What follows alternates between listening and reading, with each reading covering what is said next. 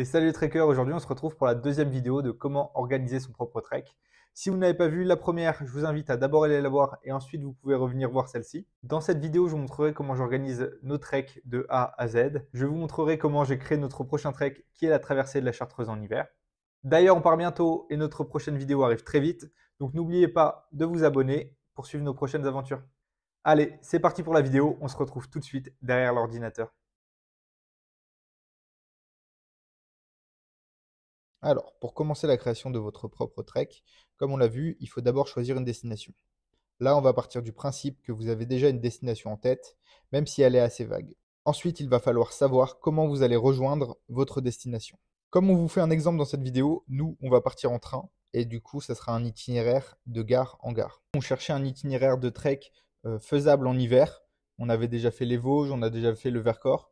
Donc là, on s'est renseigné un petit peu sur la Chartreuse. Pas celle-là malheureusement, même si elle va nous accompagner tout le long du trek. Donc je vais vous montrer un petit peu les recherches qu'on a faites pour créer cet itinéraire. Donc là, on regarde un petit peu les différents parcours qui se font. Les paysages aussi, c'est important de voir les paysages. Là, on voit qu'il y a un tracé qui fait de Grenoble à Chambéry. C'est pas mal. Donc là, on va pouvoir se renseigner un petit peu. Je pense que c'est le GR9. Alors, quand on tape la traversée de la Chartreuse, bien sûr, on tombe sur plein de sites. On voit que c'est bien le GR9. Comme le départ se fait de Grenoble et l'arrivée se fait à Chambéry, on va pouvoir arriver en train et repartir en train. C'est parfait. C'est ce qui nous convenait. Dans notre cas, ce sera la traversée de la Chartreuse en hiver, donc il ne faut pas l'oublier. C'est pas les mêmes conditions, c'est pas les mêmes difficultés, c'est pas les mêmes problématiques. Donc il va falloir se renseigner aussi sur la traversée de la Chartreuse en hiver. Donc pour ça, on peut regarder sur Google, on peut regarder sur YouTube. Bon, il n'y a rien sur YouTube. Là, on voit que c'est du ski de rando qui nous propose pour la traversée de la Chartreuse en hiver. Alors nous, c'est pas le principe. On s'y connaît pas trop en ski de rando. Le principe, c'était plutôt de partir en raquette ou en randonnée classique. Donc là, on voit qu'il y a des séjours qui sont proposés, des séjours accompagnés pour la traversée de la Chartreuse. Ils font ça en 7 jours, 6 nuits. Bon, le prix est un petit peu élevé, mais voilà. Donc il y a le niveau de difficulté aussi qui est de 3 sur 5. Donc jour par jour, ils nous proposent des résumés de ce qu'ils font. Et avec ça, on va pouvoir regarder les points de passage et les mettre par exemple sur notre propre itinéraire. Pendant nos recherches sur le GR9, on s'est rendu compte que la traversée de la Chartreuse était un petit peu compliquée par le GR9 en hiver. Donc en été, c'est très bien, il y a quelques petites difficultés, mais difficile de faire ça en hiver sans prendre de risques. Donc il est très compliqué pour nous d'emprunter le GR9 en hiver. Il va falloir qu'on crée nous-mêmes notre propre parcours. Pour créer notre propre parcours, on va regarder ce que les agences de voyage proposent. On va aussi regarder ce que proposent les itinéraires sur OpenRunner. Donc on va mettre Grenoble-Chambéry et on regarde un petit peu tous les parcours qu'ils proposent. Donc ça, c'est une vue de tous les parcours que propose OpenRunner entre Grenoble et Chambéry. Ensuite, on va venir chercher les points clés qu'on avait vus dans les agences de voyage pour voir où ils font passer. Comme on a vu que le niveau de difficulté était moyen, ça peut être intéressant de partir sur les mêmes bases qu'eux. On voit qu'avec un niveau de difficulté de 3 sur 5, ils font quand même des ascensions comme le Charmançon et le Montjoigny. Donc on va pouvoir également le faire. Bien sûr, s'il y a des bonnes conditions. Maintenant, il va falloir relier tous les points clés qu'on a vus sur le site des agences de voyage et voir un petit peu comment agencer tout ça. Entre-temps, on s'est quand même renseigné sur l'ascension du Charmançon et du Montjoigny en hiver. Il y a quelques petites vidéos sur YouTube, surtout du Charmançon. Une fois qu'on a finalisé notre premier itinéraire, il va falloir le vérifier. Donc la première étape, c'est de superposer la carte OpenRunner avec la carte Google Earth pour voir un petit peu en 3D ce que ça donne. On va aussi regarder le profil altimétrique du parcours. C'est important de voir le dénivelé. Sur OpenRunner, ils mettent aussi le dénivelé négatif et le dénivelé positif en pourcentage. Pour superposer son parcours OpenRunner et le mettre sur Google Earth, c'est très simple. Il faut télécharger le parcours en KML.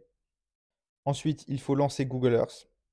Une fois que vous êtes dans Google Earth, vous allez dans Projet. Vous faites créer un nouveau projet. Et ensuite, vous faites importer un fichier KML à partir de l'ordinateur. Vous retrouvez le fichier KML que vous avez téléchargé de OpenRunner. Et voilà, vous avez superposé votre parcours OpenRunner sur Google Earth. C'est très simple. Maintenant, vous allez pouvoir voir votre parcours en 3D et vous allez pouvoir regarder avec Google Street View les points de passage délicats et un petit peu tout le long du parcours. On va se rendre sur le site refuge.info. Donc ça se présente comme ça, sous la forme d'une carte avec les différents massifs qu'on peut voir. Donc nous, on va aller sur le massif de la Chartreuse. Donc ça va nous afficher toutes les cabanes, les refuges, les points d'eau, qu'il y a dans le massif de la Chartreuse. Donc là, il faut retrouver un petit peu son chemin, par où passe son chemin. Parfois, c'est un petit peu compliqué, mais il faut regarder. Et ensuite, vous pouvez cliquer sur les cabanes, voir ce que c'est. Donc là, on voit que c'est pas vraiment une cabane, c'est plutôt un abri. Il n'y a même pas 3 murs. Sur refuge.info, il y a beaucoup d'informations. On peut enlever toutes les autres informations et garder que celles qu'on veut. Donc là, moi, je cherche juste les cabanes non gardées. Ce qu'on va pouvoir également faire pour mieux s'y retrouver, pour mieux comprendre où sont les cabanes par rapport à notre parcours, on va pouvoir superposer la carte de refuge.info et la superposer sur notre parcours déjà sur Google Earth. Donc ça, c'est très simple. Vous allez sur le côté de la légende de refuge.info. Il y a téléchargement en KML. Vous téléchargez, vous allez sur Google Earth, vous allez dans Projet, vous allez dans Nouveau projet, importer un fichier KML à partir de l'ordinateur. Vous retrouvez le fichier que vous venez de télécharger et vous l'importez. Donc là, il y a toutes les informations de Refuge Info en plus de votre parcours. Et on voit qu'il n'y a pas beaucoup de cabanes le long de notre parcours. Donc une fois que vous avez fait tout ça, il faut quand même vérifier son parcours à l'aide d'une carte IGN. Donc soit vous achetez une carte IGN, soit vous vous rendez sur le site Géoportail et dans la rubrique cartes. Là, vous avez différents types de cartes et comparer. Donc là, on va choisir la carte IGN classique et on va pouvoir voir si les itinéraires qu'on prend sont bien des GR et sont bien des grands chemins bien balisés. Il faut aussi bien regarder les itinéraires de secours, comment vous pouvez changer de route, comment vous pouvez changer de destination au cas où il y aurait un imprévu.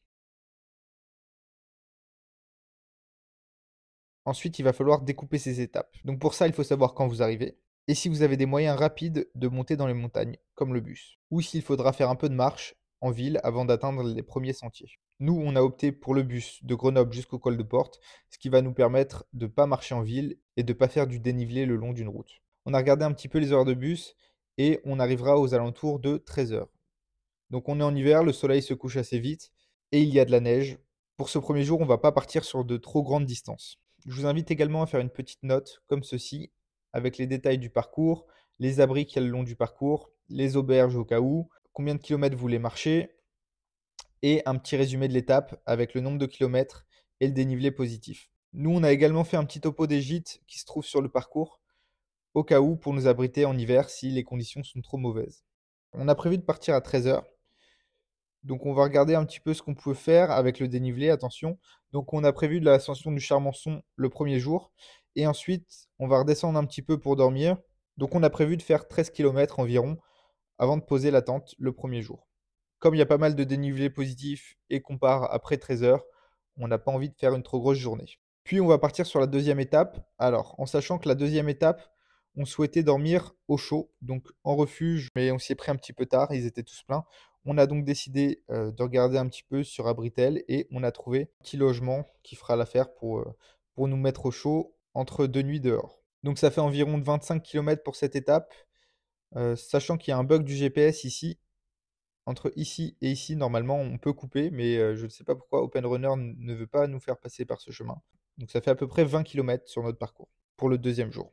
Et ensuite, on a continué avec le même principe pour diviser toutes nos prochaines étapes. Donc une fois que vous avez créé le parcours, une fois que vous avez regardé le dénivelé, que vous avez créé les étapes, que vous savez où vous allez dormir, eh ben il n'y a plus qu'à le faire les gars. Il n'y a plus qu'à se mettre en route. J'espère que cette vidéo vous aura plu et qu'elle vous aura aidé à y voir plus clair sur la création d'un itinéraire de trek. Maintenant, vous avez tous les tips pour créer votre propre aventure, donc à vous de jouer. Nous, on se retrouve très vite pour les prochains treks. Abonnez-vous pour ne rien louper de nos prochaines vidéos. N'hésitez pas à mettre un like si cette vidéo vous a plu. Allez, ciao les trekkers!